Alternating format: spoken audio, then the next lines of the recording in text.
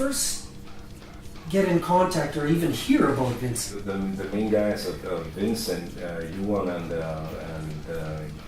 Daniel, I've known them for many, many years. They were both in Stockholm and Slagverket. They were very involved in kind of the scene and the store, which has been the main kind of drum store in Stockholm for the last like 25 years or so. Okay. So that was kind of the go-to place. So that's kind of, I met them through that first. So I've known them first of all for many, many years. And my first contact with Wincent as a brand was when I myself worked at a different drum store in Stockholm as well. And they used to, the first things they did was not the full-on sticks, but what do you call them? The hot rods or the brushes? Hot rods, yeah. Hot rods, yeah. okay. So we sold a lot of those at the store, and that's kind of my first contact with Wincent was before they started making actual sticks. Then. So this is a while back. This is like late 90s. Okay. Yeah. Or yeah, like 97. Okay. When I first moved down to Stockholm, I started working at a drum store right away, and that's kind of when I first kind of got in contact with them, I think. Okay. And so I've known the guys for many years, and maybe like 10 years ago when they kind of really kind of started to get the sticks going, yeah. They talked to me, and I was with Vic Firth at the time, and I was very interested in their product, but at the same time I had a very good endorsement deal with Vic Firth, and it didn't feel right to leave Vic Firth at that point. But the more I thought of it, the more over the years, since I know the guys too, it's a Swedish brand, it feels good to be able to promote something that is Swedish. Mm-hmm. For that sake alone, first of all. Secondly, I know the guys, I know they're great guys. They really want me on their team, so to speak, and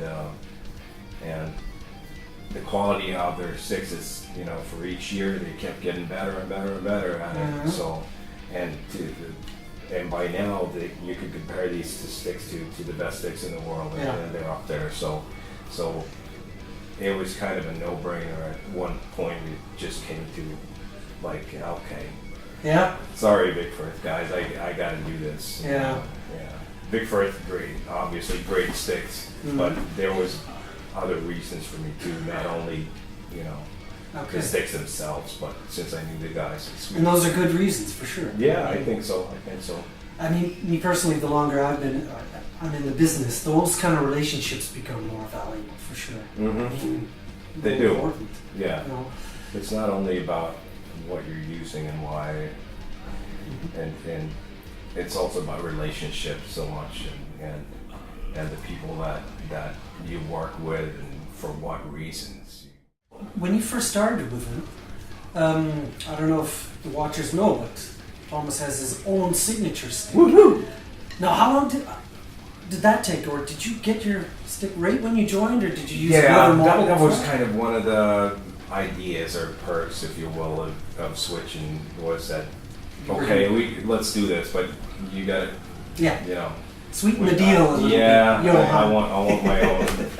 I want my own stick, and that was their idea too all along. The thickness is kind of like a rock stick. The length is somewhere in between a rock and a 2B. Uh-huh. So it's like in between a 2B and a rock, but with a little heavier on the neck. Uh-huh. And so with the heavier, like the thicker neck there, the taper is a little longer, I guess. Mm-hmm. Yeah, give it a stick. For cymbals, it's Old Sabians, a mix of the kind of artisans, which are the kind of top of the line, but it just sounds so good. HHX, like kind of the hammered series. I tend to go more toward the darker, sizzlier sounds, not maybe the more obvious like metal and rock cymbals, but kind of darker sound than that. Okay. Drumheads, all Remo. So I use the Emperor X on the snare batter, and then usually Emperor coated, so pinstripe coated, so okay. On the tom batters. Drums themselves, Sonor for many years. Sonor drums. Even as a kid, I remember the ads they used to have in like early 80s with the huge Signature Series kits with like Chester Thompson and those guys. And Nico McBrain? Oh yeah, Nico McBrain, of course. Who just switched back, right? Yeah. He's back with Sonar now. So I don't know, I just love those drums, you know. And I remember at music store in Nurse's Speak when I was probably like 14 or 13, 14, they had a Sonar, like a Sonar phonic kit with a mahogany outside ply, and I could never afford it, but sometimes I would just go to that store because it sat there for years. I would just go to that store and just look at it, like, you know. So I looked Sonar for many years. So when I did get the opportunity to kind of join with them, I jumped on it.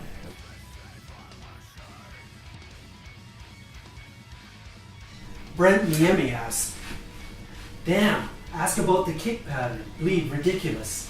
I actually didn't come up with it. That comes from our guitarist Frederick. He wrote that song, so he kind of came up with the whole patterns and the whole everything. So it's not for me at all.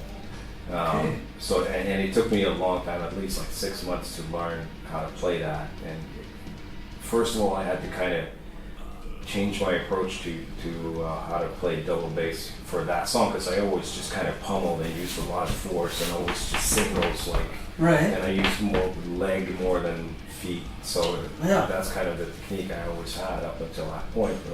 But to be able to play Bleed, I had to kind of change to playing softer, and it's more like tap dancing almost, more than like really using a lot of force. The pattern itself, if this is the right foot and then this is the left foot, it's just basically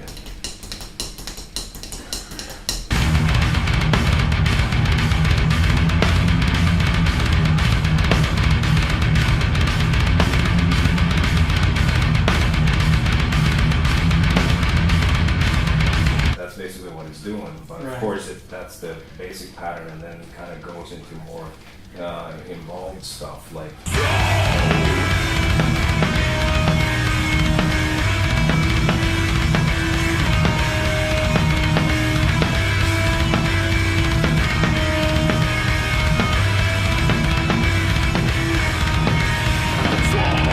Jasmine Adiz.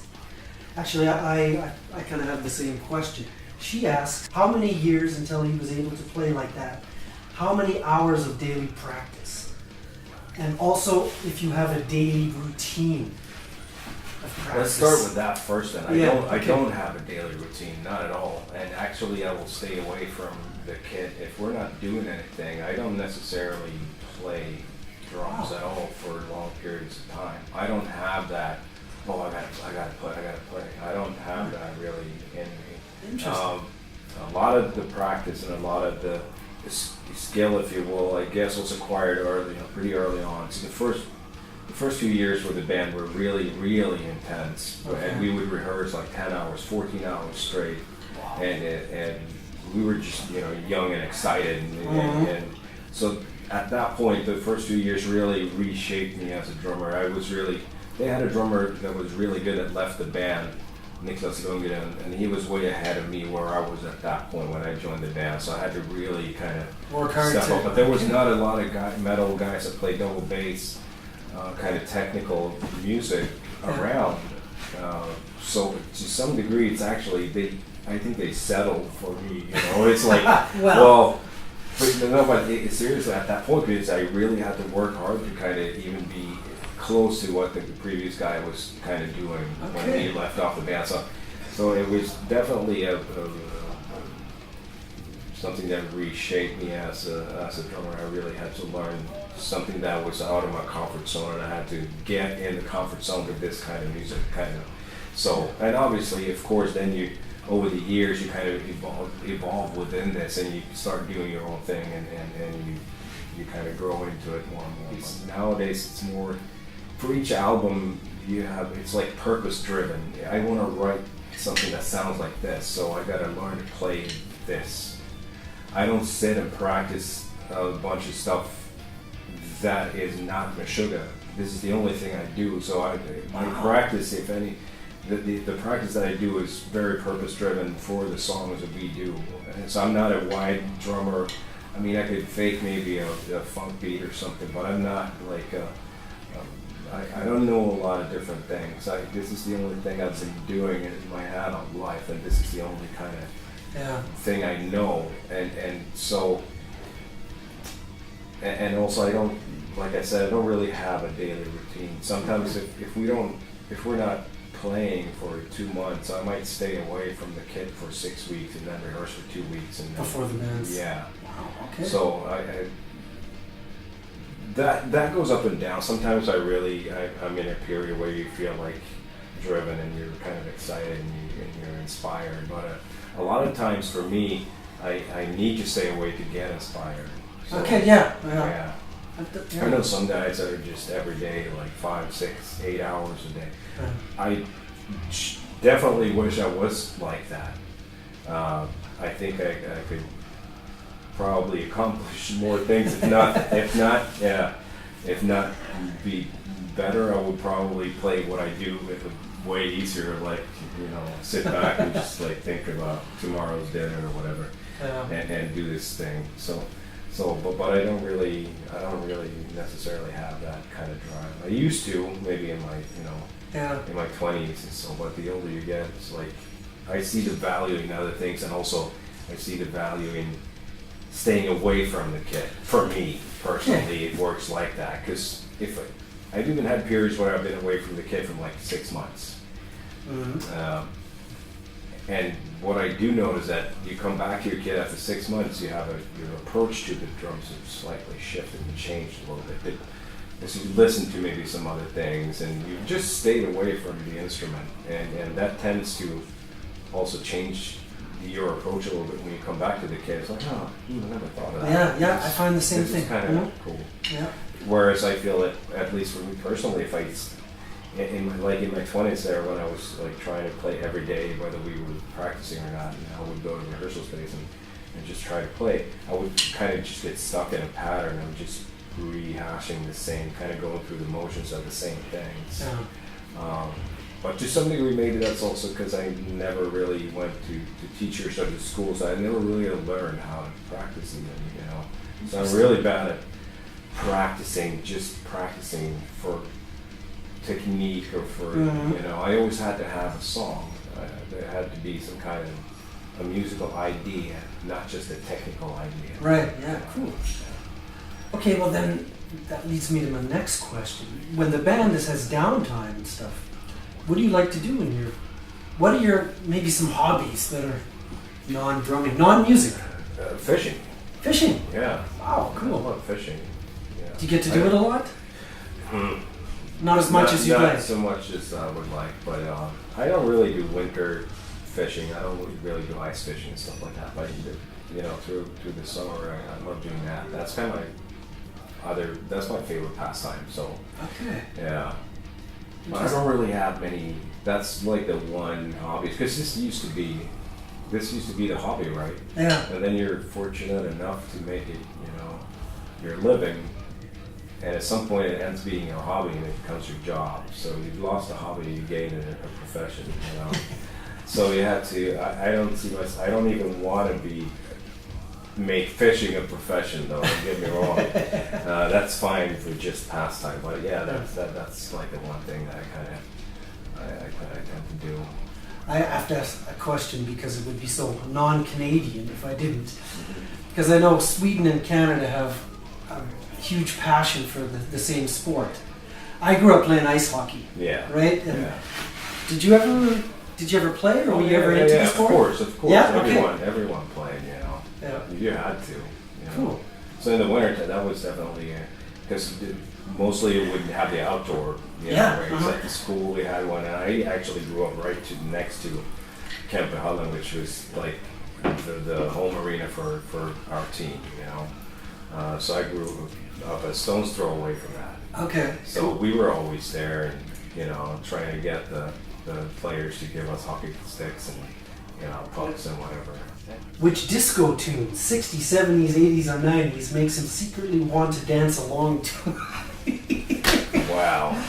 I don't really have that. I never get that urge really to dance, but No? No guilty pleasure songs on your iPod? not really disco. Maybe a little later, like bands that you would not maybe expect me to kind of like bands like Duran Duran Oh, or okay. Tears for Fears and Yeah, stuff cool. like that, Yeah. which was kind of disco, but a little later, so it was pop now. It's not disco anymore, I guess. Yeah. What would be advice that you would give to a young aspiring drummer or musician or band for that matter in today's world? Yeah, it's tough. I do get that question, but it's always tough. I mean, for me, I can only speak here from kind of my personal experiences, and what really helped me was something that we already touched on, was the fact that I joined a band where the other guys were ahead of me. I had to really,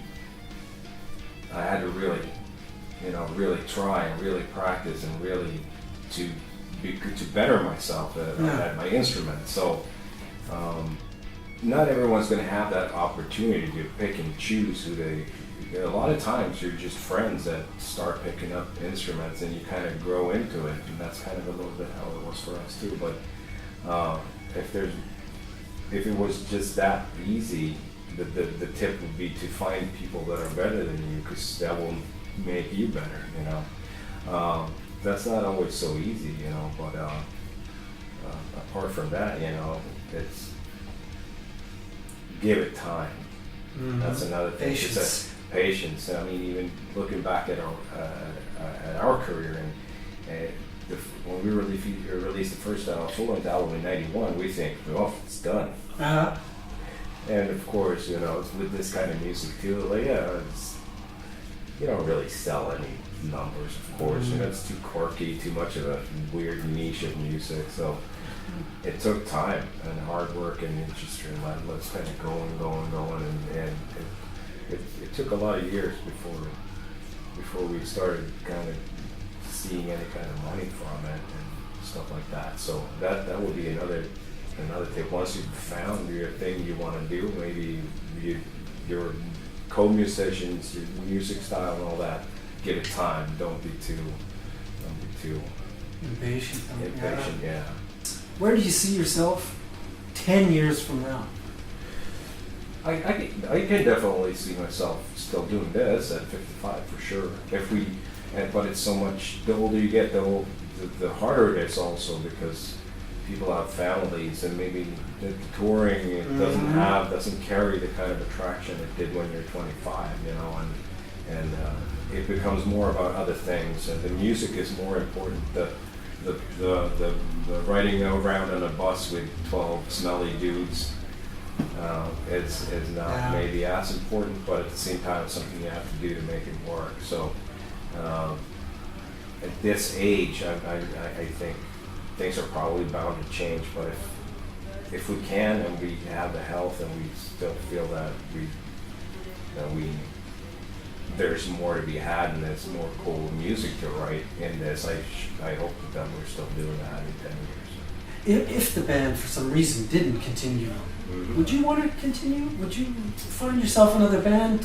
I don't know. I never Plan B. Yeah, I never really had a plan B, and I never really had any ideas or side projects. I've been asked many times over the years, you want to do this, you want to be in this project, or no. Yeah. This is kind of, it's like an old, like, love relationship where you're like, nah, well, you know, my old lady passed, so that's it. Now I've had my fun, you know. I'm not going to have anyone. So that's kind of a little bit maybe I feel right now. But then again, if that was the case, if that happens, if that was a real scenario, maybe I would have a different opinion on it. But but at the same time, I don't know, man. It's hard. It's hard. Mm-hmm. Thanks very much for taking the time for the Wincent drummer to drummer, and yeah, nice day right there.